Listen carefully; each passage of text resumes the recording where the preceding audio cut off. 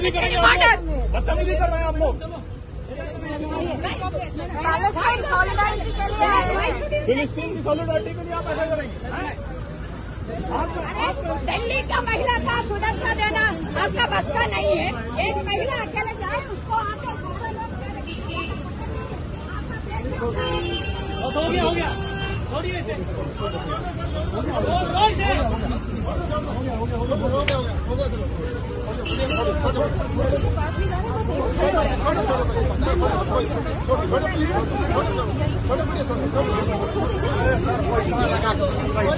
We are catching the posters also and going. It's a silent protest. People were not raising slogans, they were just walking.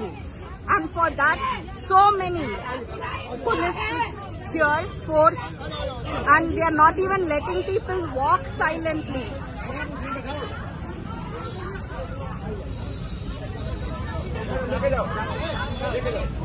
And Comrade Dhani Raja is being dragged, lifted literally.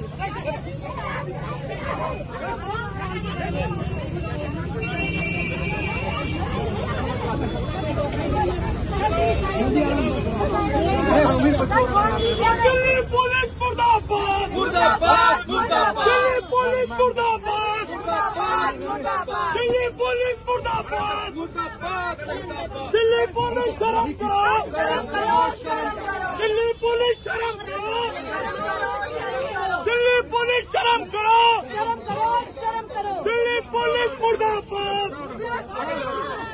फिलिस्तीन का लड़ाई जिंदाबाद जिंदाबाद जिंदाबाद। Indian solidarity with Palestine. जिंदाबाद जिंदाबाद। Indian solidarity for Palestine. Zindabad.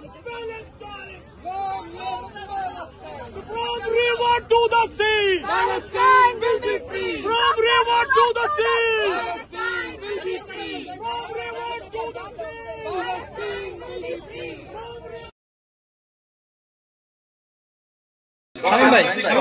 বিগত 16 বছর ধরে জনগণকে একত্রিত করে আন্দোলন করতে পারে নাই। আমরা যখন অরাজনৈতিক ভাবে সাধারণ ছাত্ররা বৈষম্য বিরোধী ছাত্র আন্দোলনের ব্যানারে আন্দোলন শুরু করছি, তখন সকল জনগণ আমাদের সাথে আসছে।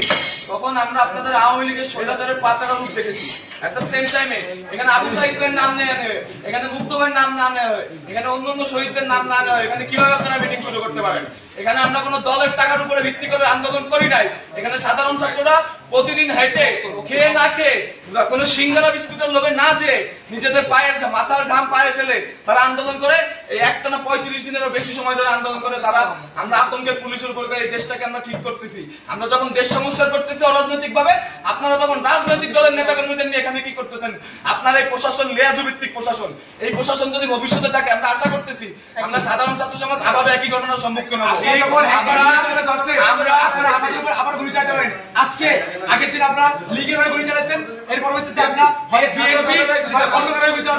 একটু আপনাদের জুনিয়র অফিসাররা কেন স্বতন্ত্র কমিশন চায়? তারা কেন বলতেছে যে আপনারা আমাদেরকে স্বাধীন করুন? কারণ তারা জানে আবার যখন নতুন রাজনৈতিক দল আসবে, আপনারা সেই নতুন রাজনৈতিক দল যদি চাপে পড়ে তাহলে আপনারা আবার আমাদের বুকে গুলি চালাবেন।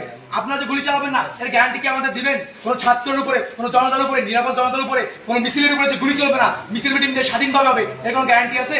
একটা দল মাত্র রক্ত শুকাইতে পারেনি, তার ভিতরে আপনারা সমাবেশ শুরু করছে, আপনারা তাদের সাথে বসা শুরু করে দিচ্ছেন কেন? এগুলো কেন? আপনারা জবাব দিয়ে আমরা বলি শোনেন, আমি বলি আপনাদের এই খুলনার অনেক প্রশাসন দেখছি। সেদিনকে আওয়ামী লীগের আমাদের যখন জোর করে তুলে নিয়ে যাওয়া হয়েছে, আওয়ামী লীগের অনেক আতিপাতি নেতারা আপনাদের আশপাশ দিয়ে ঘুরছে, আপনারা কোনো প্রতিবাদ করতে পারেন নাই।